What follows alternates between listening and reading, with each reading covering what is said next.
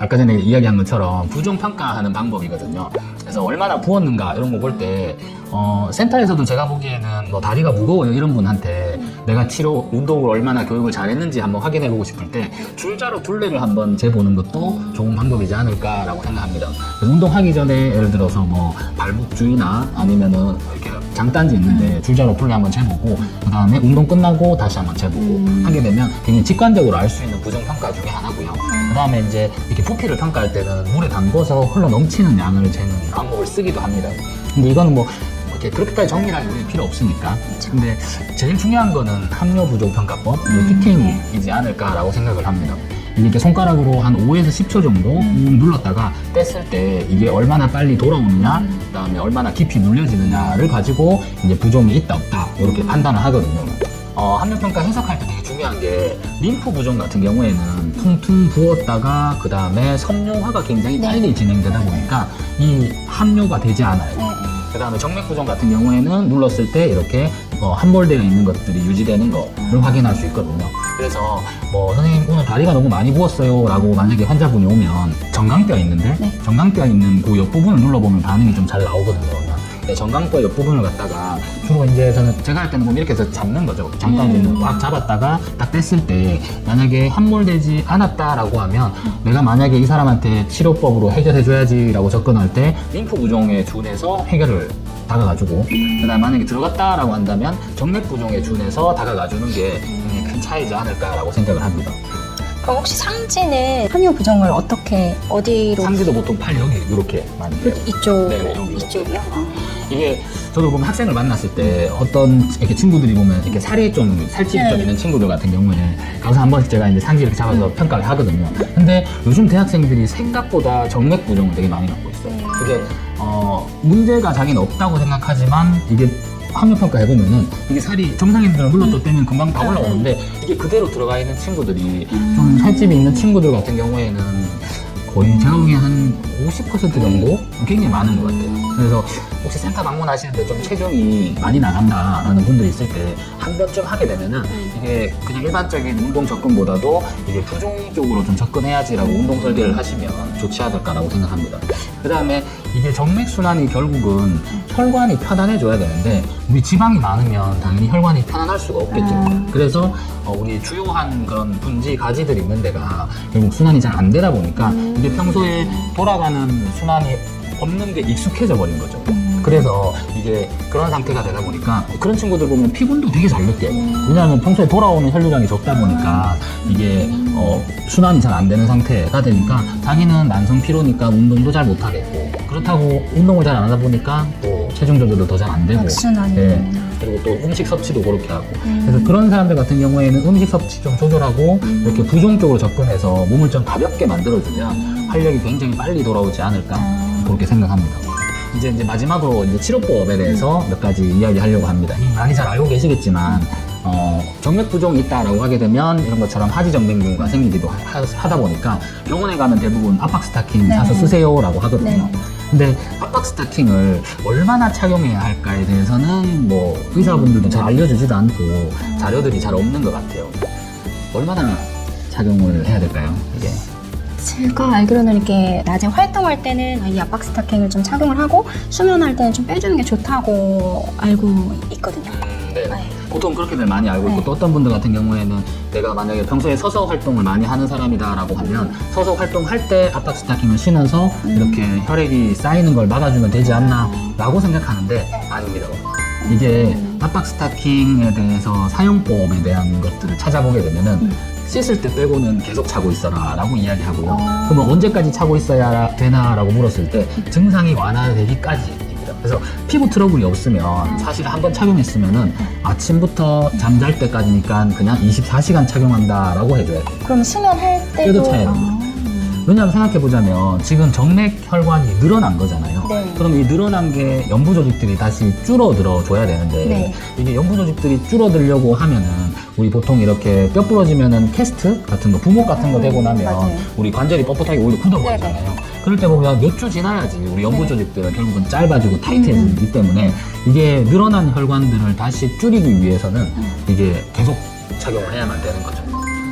근데 만약에 내가 좀 그냥 좀 붓기만 좀 붓는다라고 하면 선생님이 얘기하신 것처럼 그렇게 사용하면 돼요. 그래서 내가 좀 붓는 상황에 노출될 때만 착용해주면 이게 혈관들이 늘어날 일이 없으니까 좋은데, 만약에 이게 좀 이미 뭐 하지정맥류가 생겼다거나 아니면 붓기가 뭐 아침에도 해결되지 않는 붓기를 갖고 있다라고 한다면 하루 종일 착용을 해야 돼요. 그럼 림프 부종 환자들도 그럼 이렇게 하루 종일 이렇게 착용을 해도 되는 네, 건가요? 맞습니다. 섬유화가 진행된 사람들에게도? 그래서 병원에서 이렇게 유방암 절제술 후에 림프 부종 있는 환자들 같은 경우에 상기 쓰는 압박 스타킹인데 그 압박 스타킹 착용하고 나면 못 붓게요. 계속 쓰고 있으세요. 이렇게 가이드를 해줍니다. 그 다음에 이제 하지 같은 경우에 압박 스타킹 고르는 방법 중에도 요즘에 제가 이제 인터넷 압박 스타킹 오늘도 검색해 보니까 발목까지만 있는 경우와 지금 사진처럼 발까지 있는 경우가 있거든요.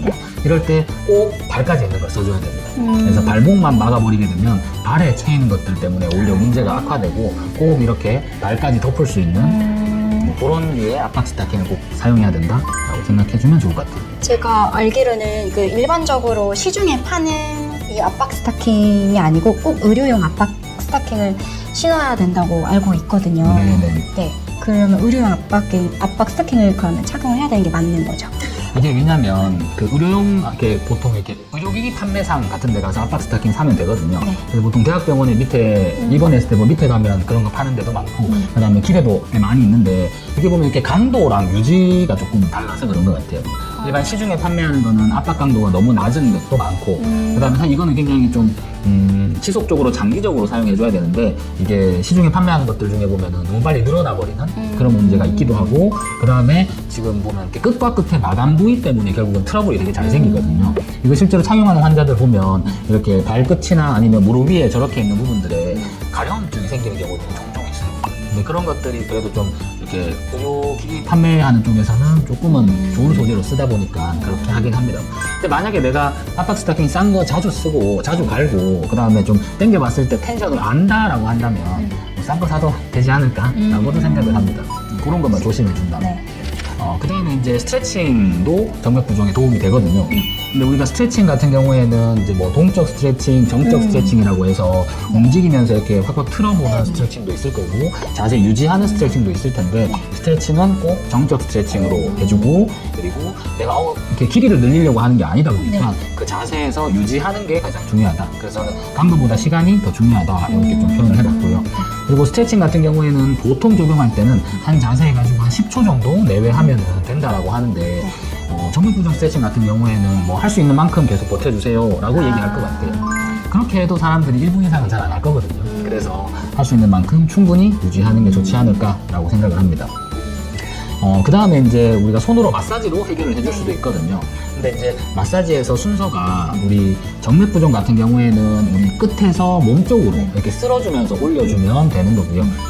그리고 이거는 연속성이 되게 중요하다라고 제가 표현을 해봤습니다. 그게 뭐냐면 마사지 할 때 보면은 어느 정도 이렇게 순환을 올려준 상태에서 손을 떼버리면 안 되고 꼭 양손을 이용해서 같이 올려주면서 이렇게 해줘야지 이게 판만이 늘어난 사람들이다 보니까 손을 떼버리면 다시 돌아오거든요. 그래서 이게 연속성을 꼭 끊어지지 않게 그래서 한 분절을 좀 쭉 올려주고 그 다음 분절 가서 좀 올려주고 이렇게 시행하면 좋을 것 같아요.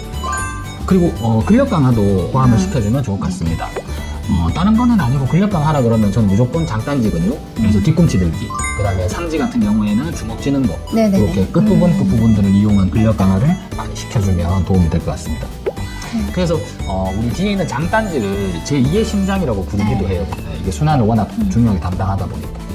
그리고 이제 마지막 장입니다. 림프 부종 치료법입니다.